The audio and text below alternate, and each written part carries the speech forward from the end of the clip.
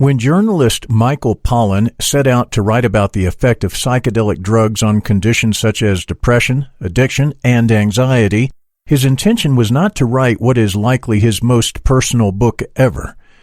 But when he began to discover how these substances have been improving the lives of the mentally ill, but also of healthy people dealing with the challenges of everyday life, he decided to explore the landscape of the mind for himself in the first person as well as the third. How to Change Your Mind captures Pollan's exploration of various altered states of consciousness, along with a deep look into the latest on brain science and the flourishing underground community of psychedelic therapists. A unique and elegant blend of memoir, science research, history, and medicine, How to Change Your Mind is a fascinating deep dive into the exciting and startling new frontier in our understanding of the mind and human consciousness. Pollan's writing shows us how, in a world that offers us everything from grief to trauma to beauty to peace, we can do our best to find meaning and joy in our lives. About the author. Michael Pollan is a professor of journalism at the University of California at Berkeley, a former executive editor for Harper's, and a contributing writer for the New York Times. He is also the author of several books, including Second Nature, A Gardener's Education, A Place of My Own, The Education of an Amateur Builder, The Botany of Desire, which received the Borders Original Voices Award for the Best Nonfiction Work of 2001, The Omnivore's Dilemma in Defense of Food, An Eater's Manifesto, and Food Rules, An Eater's Manual. A renaissance was triggered in 2006. A few separate events in and around 2006 triggered what Pollan characterizes as a renaissance. First was the centennial celebration of Albert Hofmann, author of LSD, My Problem Child. Hofmann, in describing one of his first trips, wrote, "My ego was suspended somewhere in space, and I saw my body lying dead on the sofa." The second event was the unanimous decision of the U.S. Supreme Court that the União de Vegetal, UDV, or Union of the Plants, a religious sect that uses ayahuasca as its sacrament, was allowed to import the drink to the United States, even though it contains a Schedule I substance, dimethyltryptamine, DMT. UDV is a Christian Spiritist sect founded in 1961 in Brazil by José de Gabriel da Costa. The Supreme Court's ruling arose from the 1993 Religious Freedom Restoration Act, which provides that only if the government has a compelling interest can it interfere with one's practice of religion.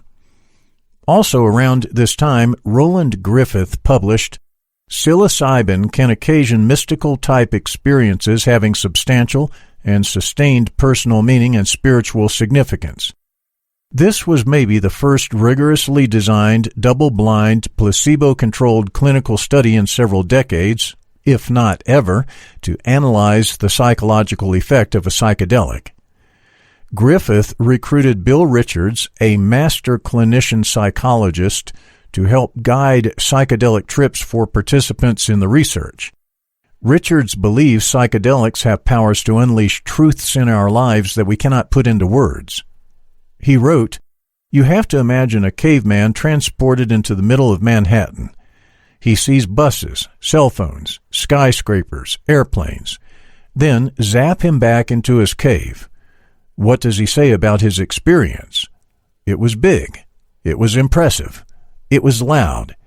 He doesn't have the vocabulary for skyscraper, elevator, cell phone. Maybe he has an intuitive sense there was some sort of significance or order to the scene. But there are words we need that don't yet exist. We've got 5 crayons when he needs 50,000 different shades." Pollan's experience with magic mushrooms. Pollan writes that he had become increasingly curious to explore the natural history of magic mushrooms and their strange powers.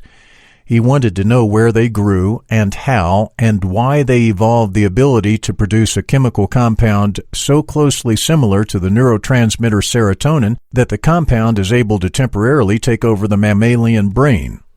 When Pollan tripped on magic mushrooms for the first time, he saw himself spread out across a wide outdoor landscape like paint.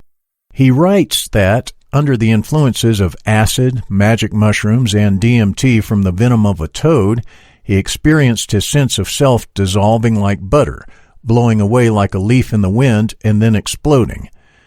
Pollan encountered these sensations while using all 3 drugs he tried, sometimes more gently and other times more violently. He says, "Who was this I that was able to take in the scene of its own dissolution? Good question. It wasn't me exactly." Pollan notes that many scientists believe that the chemicals in magic mushrooms and other psychedelic drugs function by essentially rebooting the brain.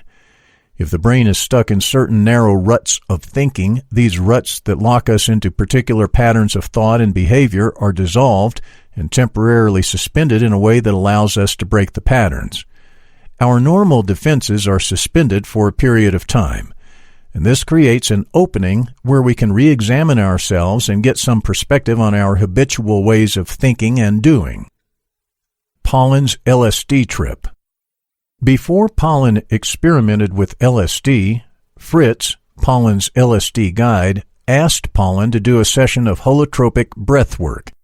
The instructions were straightforward. Breathe deeply and rapidly while exhaling as strongly as you can. Pollan quickly went under and was out for over an hour, during which time he writes that he felt out of his body. Afterwards, he felt radiant and triumphant.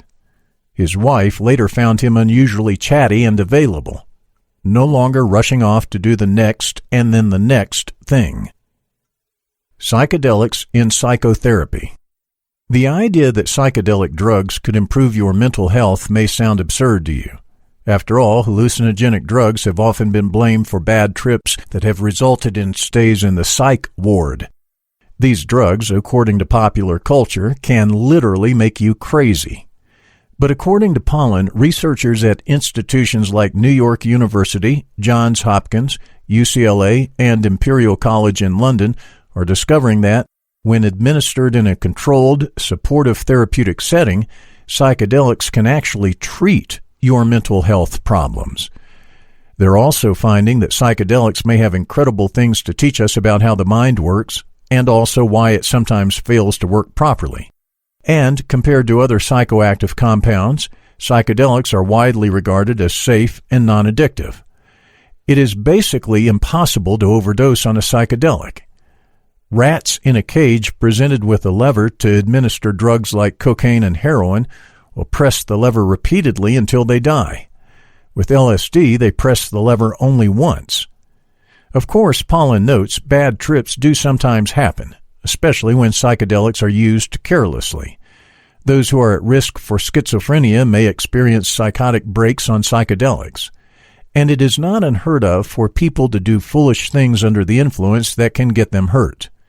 But the extreme claims about the dangers of LSD, that it scrambles chromosomes or compels users to stare at the sun until blind, were discredited a long time ago, says Pollan. So what does the new research tell us? A recent pilot study at Johns Hopkins examined the potential of psilocybin to help people quit smoking. The study was tiny and not randomized. Each of the 15 participants received 2 or 3 doses of psilocybin and were aware of that fact. Following the standard protocol in recent psychedelic therapy, participants laid down on a couch in a cozily decorated room. They wore eye shades and listened to calming playlists. 2 therapists, a man and a woman, were present the whole time, typically saying very little, but available to provide comfort if necessary. The results of the study were amazing. 6 months after their session, 80% of the volunteers had quit smoking. 1 year after their session, 67% had still abstained. This is, says Pollan, a better rate of success than the best treatment now available. According to several participants, the experience gave them a new, more encompassing perspective on their smoking habit. It made smoking seem unimportant and foolish. Maybe the most important new evidence for the therapeutic value of psychedelics came from trials conducted at Johns Hopkins and NYU and published in the Journal of Psychopharmacology in 2016. In these trials, a single high dose of psilocybin was administered to cancer patients struggling with depression, anxiety, and the fear of death or recurrence. 80 volunteers embarked on a psychic journey that, in many cases, brought them face to face with their cancer, their fear, and death. A woman with ovarian cancer said, "I saw my fear located under my rib cage. It wasn't my tumor, it was this black mass." She screamed out loud, "Get the F out!" And just like that, her fear was gone and had not returned years later. Pollan reports that 80% of the Hopkins cancer patients who received psilocybin showed clinically significant reductions in standard measures of anxiety and depression. This effect endured for at least 6 months after their session. The results at NYU were similar. Very few, if any, psychiatric interventions for anxiety and depression have provided results like these. So how does psychedelic psychotherapy work? When researchers at Imperial College imaged the brains of people on psilocybin, they saw that the chemical, which they assumed would boost brain activity, actually reduced it in a specific area, the default mode network. The default mode network is a brain network involved in a range of metacognitive processes. These processes include self-reflection, mental time travel, the ability to imagine mental states in others, and the creation of narratives about ourselves. The default mode network is most active when our minds are least engaged in a task, that is, default mode. This is where our minds go when they wander or ruminate. The Imperial researchers learned that when volunteers reported an experience of ego dissolution, the imaging of their brains showed a swift drop in activity in the default mode network, which suggests that this network may be the seat of the ego. When our boundaries fade or disappear under the influence of psychedelics, our ego defenses relax.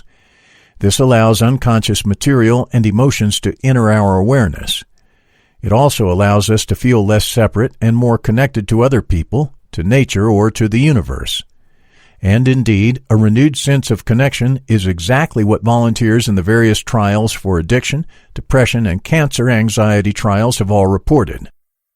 The value of these experiences is not limited to those who suffer from mental illness or those who face serious illness. According to Pollan, there are powerful implications for achieving betterment of any healthy person. We all at some point get stuck in destructive thought patterns. We could all benefit from the mental reboot that psychedelics can deliver. Pollan writes that one of the lessons of this new research is that even garden-variety unhappiness may come in part from being under the harsh control of the ego that separates us from our emotions, from other people, and from nature. Big picture recap. Our perception of psychedelic drugs has changed. People, including scientists and medical and mental health professionals, are beginning to understand that not all drugs are dangerous. In fact, some drugs can be very helpful. In the summer of 2006, Johns Hopkins University School of Medicine neuroscientist Roland Griffiths published an article stating that psychedelic drugs could provide meaningful experiences that contribute to both spiritual and personal development. This was based on his scientifically rigorous and placebo-controlled study focusing primarily on psilocybin, the substance found in hallucinogenic mushrooms. Mexican Indian tribes have been using mushrooms containing psilocybin as a healing agent for centuries. It turns out that, during a hallucinatory experience, the brain is more interconnected. Memory, emotion, and visual information are all better able to interact. Amazingly, recent research indicates that psychedelics could be more effective than pharmaceuticals in treating depression. It has also been shown effective at treating anxiety and addiction. This book was dense and difficult to summarize since so much of it was based on anecdote and the author's complicated first-hand experiences with psychedelic drugs. In How to Change Your Mind, Michael Pollan, who is perhaps best known for his books related to food, shifts his focus to other uses of plants in this compelling history of psychedelics. He examines how, decades ago, psychedelics first came on the radar as a possible treatment for various mental health conditions, but soon fell out of favor because of misperceptions about their dangers. Now, their ability to treat addiction and depression has reignited the scientific community's interest, and recent studies show amazing results. Pollan's exploration of the subject is nuanced and sophisticated. He doesn't hold anything back, participating in the experiences himself. This makes for a very enjoyable and eye-opening read. He is an excellent writer, and is able to distill very complicated topics down to language that is elegant but simple. I definitely recommend this book for fans of the work of Pollan, and also anyone interested in scientific journalism and the study of the mind.